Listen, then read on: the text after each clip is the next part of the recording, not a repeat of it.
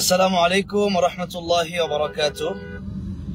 প্রিয় দেশবাসী, আপনারা ইতিমধ্যেই অনেকেই হয়তো শুনেছেন, অনলাইনে দেখেছেন যে গিয়াসউদ্দিন তাহারীকে পুলিশ গ্রেফতার করার জন্য খুঁজছে, অথচ সে পালিয়ে বেড়াচ্ছে। আমার আজকে কি বলবো, কথা অনেক বলার আছে, তবু বেশি বলবো না, অল্প বলবো। গাড়িতে আছি, প্রোগ্রামে যাচ্ছি। গিয়াসউদ্দিন তাহারী সাহেবকে এখন পুলিশ খুঁজতেছে, পাচ্ছে না।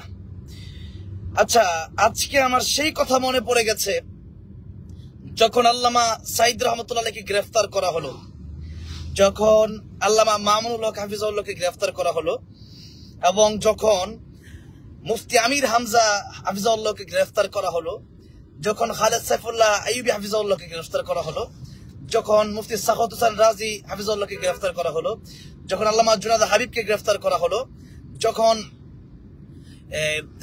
আমাদের হাবিবুল্লাহ মাহমুদ কাসমি হাফিজাহুল্লাহকে গ্রেফতার করা হলো, যখন মাওলানা রফিক মাদানী ভাইকে গ্রেফতার করা হলো, এতগুলো মানুষকে গ্রেফতার করার পর তার পাশে পুলিশ আসে এবং সেও পুলিশের সাথে দেখা করতে যায়।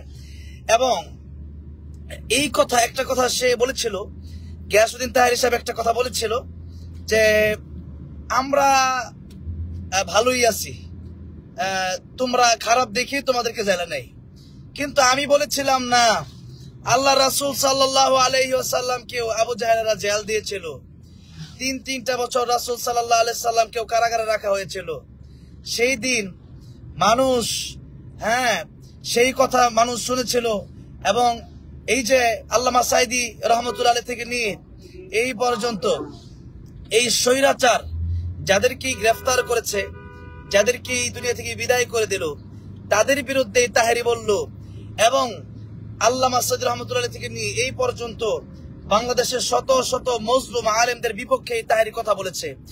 আজকে যে তাহারী বলেছিল যে তাদেরকে পুলিশ ধরে নিয়ে যায় আর আমাদেরকে পুলিশ পাহারা দেয়, কোথায় কোথায় সেই কথা আজকে কোথায় গেল? আজকে তাহের সাহেব পালালো কেন?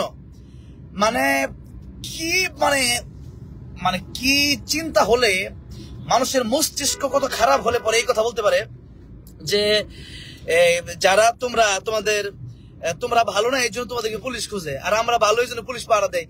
তো তাহের সাহেব, আপনি এত ভালো যে আজকে পুলিশ আপনাকে ধরতে এসছে, আর উল্টা 6 জন পুলিশ আহত হলো, পুলিশের গাড়ি ভাঙচুর করা হলো, আপনাকে পুলিশ পায় না। এই দিন নয়, আরো দিন আছে, এই দিন নিয়ে যাবে সেই দিনের কাছে। এই কথাগুলো এটা তো সবাই জানে, বুঝে। কুল জা আল হক ওয়া যাহাকাল বাতিল ইন্নাল বাতিলা কানা যাহুকা। দেশের অবস্থা পরিবর্তন হয়েছে। দেশের এই অবস্থান আজকে পরিবর্তন হওয়ার কারণে আগামীতে এক একটা করে ধরা শুরু হয়েছে।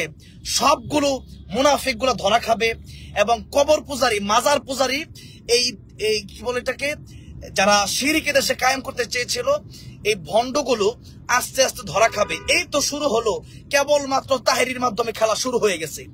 এই খেলা কত আল্লাহ রাব্বুল আলামিন ভালো জানে। তবে খেলা এটা যতদিন পর্যন্ত এই দেশে বেদাত, এই দেশে এই মাজার পূজারী, এই দেশে ভণ্ড সিন্নিখুর যতদিন আছে, এদেরকে ধরার জন্য আমরা হক্কানি আলেমদেরকে স্বৈরাচাররা জেল জুলুম দিয়ে নির্যাতন করেছে, তাদের বিপক্ষে সারাটা জীবন এই 16 বছর এই তাহেরী কথা বলছে। মজলুম আলেমদের বিরুদ্ধে, স্বৈরাচারের পক্ষে এই তাহেরী স্বৈরাচারের পক্ষ নিয়ে, স্বৈরাচারের এমন পক্ষ নিয়েছে যে 5টা গোলাম যদি বলা যায়, যে যেভাবে বললে তারা খুশি হবে, এই মিষ্টি মিষ্টি কথা বলে জালেমদের পক্ষে কথা বলেছে, এবং মজলুম আলেমদের বিরুদ্ধে কথা বলেছে, কোরআনের পাখিদের বিরুদ্ধে কথা বলেছে। আজ আমি কথা বলার কারণে তাদের সাঙ্গপাঙ্গরা একটু রাগ হবে, একটু কষ্ট পাবে, কষ্ট পাক, একটু কষ্ট।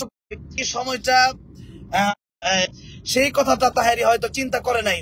সে হয়তো এমনটা ভেবেছিল যে স্বৈরাচার তো 2041 সাল পর্যন্ত থাকবে। আজকে আমি স্বৈরাচার যেহেতু আছে, তার পক্ষে তো অলরেডি মোটামুটি ভালোই, মোটামুটি যেখানেই যাই। টাকলা মুরাদ যে একটা আছে না, ওই জামালপুর, ওই টাকলা মুরাদের সাথে তো মোটামুটি ভালোই পিরিত।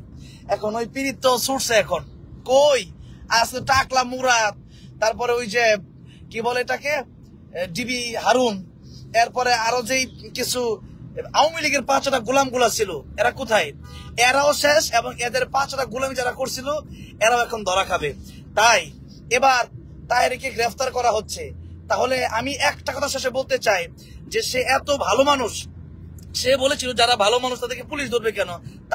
যেরকম আমি তাহেরি, আমি খুব ভালো, আমাকে পুলিশ পাহারা দিবে।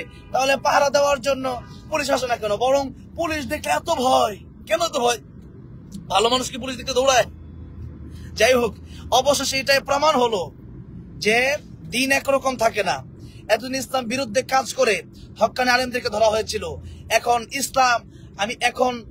ইসলাম যারা মেনে নিয়েছে, হ্যাঁ, ইসলামী আন্দোলনের কর্মীদের হাতে এখন আলহামদুলিল্লাহ দেশ, এখন আর পালাবার সুযোগ নাই, কাউকে ছাড় দেওয়া হবে না ইনশাল্লাহ। এই জন্য খুব সাবধানে কথাবার্তা বলা দরকার আমাদের। কখনো জালেমের পক্ষ আমাদের নেওয়া যাবে না। এই তাহরি থেকে আমাদের শিক্ষা নিতে হবে যে এই তাহরি এক সময় হক্কানি আলেমদের বিরুদ্ধে কথা বলেছে। আল্লামা সাইয়্যিদ রহমাতুল্লাহ থেকে নিয়ে প্রত্যেকটা আলেম যারা জেল জুলুম যারা সহ্য করেছে তাদের বিরুদ্ধে কথা বলেছে। আজ সময় এসেছে, আজ এই দেশের সুন্দর দিন এসেছে। আজ কোথায় যাবে সে? আজ যাওয়ার মতো জায়গা নাই। এই জন্য আমি বলতে চাই যে যারা হকের পক্ষে থাকবে, সত্যের পক্ষে থাকবে, কিছুদিন তারা কষ্টে থাকলেও এক সময় তাদের বিজয় আসবে ইনশাআল্লাহ। এই দেশ মুসলমানের হাতে আসবে ইনশাআল্লাহ, ইনশাআল্লাহ।